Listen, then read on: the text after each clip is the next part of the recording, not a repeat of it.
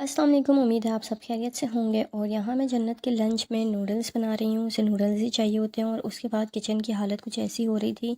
सहरी और इसको स्कूल भेजने के बाद एक दफ़ा ही मैं समेटती हूँ, उसके बाद रिलैक्स होकर मैं भी अपना काम कर सकती हूँ। ये स्कूल के लिए रेडी थी। आज गर्मी में ऐसे ग्लव पहनने की पता नहीं क्या सूझी थी।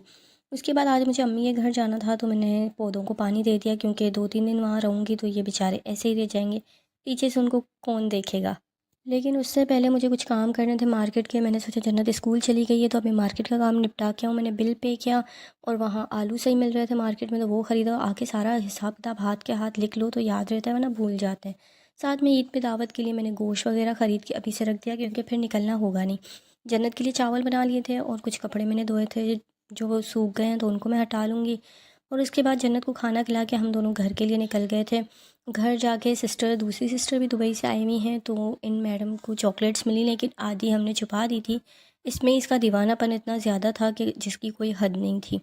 और उसके बाद हमने इफ़्तारी कर ली और इफ़्तार के अगले दिन मुझे कहा गया कि अम्मी अब्बू के साथ तुम साथ चली जाओ, क्योंकि माइक्रोवेव ओवन लेना है तो कोई भी साथ में नहीं जा रहा, तो तुम चली जाओ। हम लोग सदर गए थे 12 बजे के बाद, लेकिन मार्केट फिर भी खुली नहीं थी। कोई कोई शॉप्स खुली थी तो हमने वहाँ से डॉलिंस का माइक्रोवेव ओवन ले लिया। रमज़ान की वजह से भी मार्केट अभी पूरी तरह से खुल नहीं रही है, लेकिन ये है कि कुछ शॉप्स खुली थी तो हमारा काम सुकून से हो गया। बिना ट्रैफिक के हम लोग आराम से घर भी पहुंच गए थे। घर पे जन्नत को भूख लग रही थी तो गैस भी नहीं होती, तो ये फिर हमने जाते हुए वहाँ से पेटिस ख़रीदे। और फिर दोनों बहनों ने सोचा कि आज इफ़्तारी बाहर करते हैं और रात का डिनर भी हम बाहर ही करेंगे, तो क्योंकि मेरा भी बार बार आना नहीं होगा।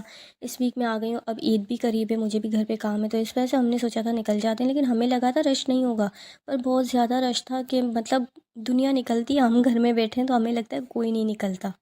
वहीं हमने इफ़्तार किया और उसके बाद मौसम भी बहुत अच्छा हो रहा था, सूरज ढलने लगा था। और जन्नत मैडम को ये ऑक्सबे बीच समझ में आया था कि जहाँ हम ईज़िली नहा सकते हैं, लेकिन सी व्यू की मिट्टी ऐसी है ना कि चिपक जाती है और फिर वो निकलना मुश्किल हो जाता है, तो इसीलिए हम लोग कोशिश करते हैं पानी में ना आ जाए। उसके बाद हम लोग डिनर करने चले गए और जन्नत को चिकन रोल खाना था, चिकन रोल मंगवाया हमने, कढ़ाई मंगवाई और सब ने इन्जॉय किया।